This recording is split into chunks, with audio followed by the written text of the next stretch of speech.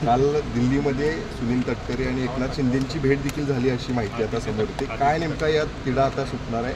15 ऑगस्टला ध्वजवंदन आता कुणाच्या हस्ते होणार याची वाट आणखी पाहतो। मला वाटते पालकमंत्री पदाच्या संदर्भामध्ये माननीय मुख्यमंत्री महोदय, दोन्ही उपमुख्यमंत्री महोदय योग्य त्या वेळी निर्णय घेतील। रायगड जिल्ह्यावर आणि नाशिक जिल्ह्यावर कुठल्याही बाबतीतला अन्याय होणार नाही किंवा निधीच्या बाबतीमध्ये कुठली कमतरता पडणार नाही याची दक्षता तिन्ही मुख्यमंत्री महोदय, दोन्ही उपमुख्यमंत्री महोदय घेत आहेत।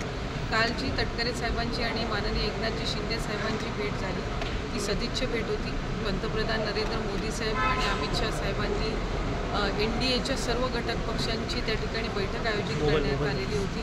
त्या बैठकीमध्ये सहभागी होण्यासाठी ही नेते मंडळी त्या ठिकाणी होते आणि सदिच्छा भेट झाली। पालकमंत्री पद असेल, इतर काही याच्यामध्ये त्या संदर्भामध्ये काही चर्चा असण्याचं काही कारण नाही, कारण महायुतीचे घटक पक्ष म्हणून किंवा महायुतीचं सरकार म्हणून फक्त एक पालकमंत्री पदच नाही, तर त्याच्यातला त्या एक संबंध याचा एक भाग आहे, पण ती काही संपूर्ण महायुतीच्या संदर्भातली काही एक अशी मोठी अडचण आहे असं त्या ठिकाणी काही समजत नाही।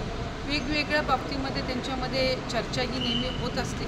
वारंवार दिल्लीला ज्या वेळेला त्यांचा दौरा असतो त्याही वेळेला महायुतीच्या सगळ्यांमध्ये एकमेकांमध्ये संवाद त्या ठिकाणी असणं, जी काही 2-4 प्रॉब्लेम्स असतील याच्या व्यतिरिक्त एक व्यापक दृष्टिकोनातून त्यांच्यामध्ये चर्चा असणं हे त्या ठिकाणी अत्यंत गरजेचं आहे।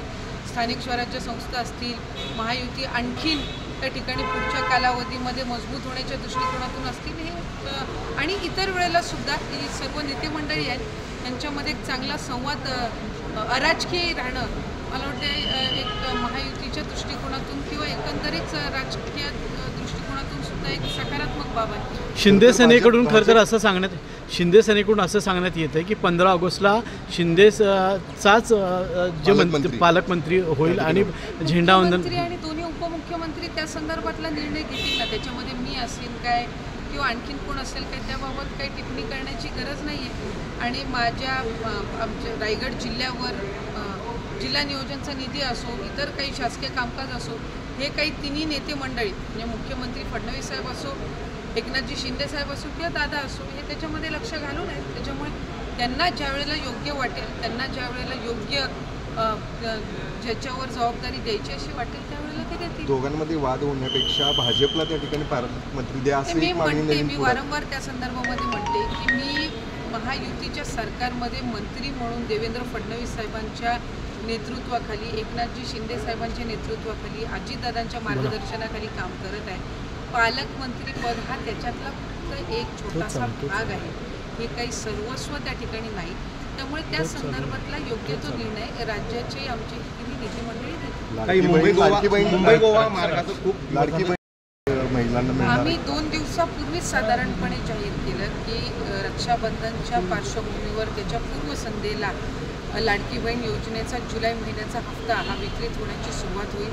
कालपासून ती सुरुवात झालेली आहे। त्याच्यामुळे पुढच्या 2-3 दिवसाच्या कालावधीमध्ये पात्र लाभार्थ्यांच्या खात्यामध्ये हे लाभ आपल्याला गेलेले पाहायला अकाउंट आहेत आणि काही एकाच घरातल्या 4-4 महिलांनी अकाउंट काढलेले आहेत, तर त्यांना लाभ मिळणार। एक डेटा आहे जो माहिती व तंत्रज्ञान विभागाने आमच्याकडे दिलेला आहे। त्याचा संपूर्ण त्या ठिकाणी 15 दिवसाचा कालावधी ही साधारणपणे आम्हाला ग्राउंड लेवलची स्क्रुटिनी करायला लागणार आहे आणि तो कालावधी झाल्यानंतर तो आकडा किती आहे हा त्या ठिकाणी निश्चित करता येईल। पण साधारणपणे जर पुरुषांनी किंवा चुकीच्या व्यक्तींनी त्या योजनेचा लाभ घेतला असेल तर त्यांच्यावर कडक कारवाई आणि ती वसूल करण्याच्या दृष्टिकोनातून सुद्धा शासन हे त्या ठिकाणी निर्णय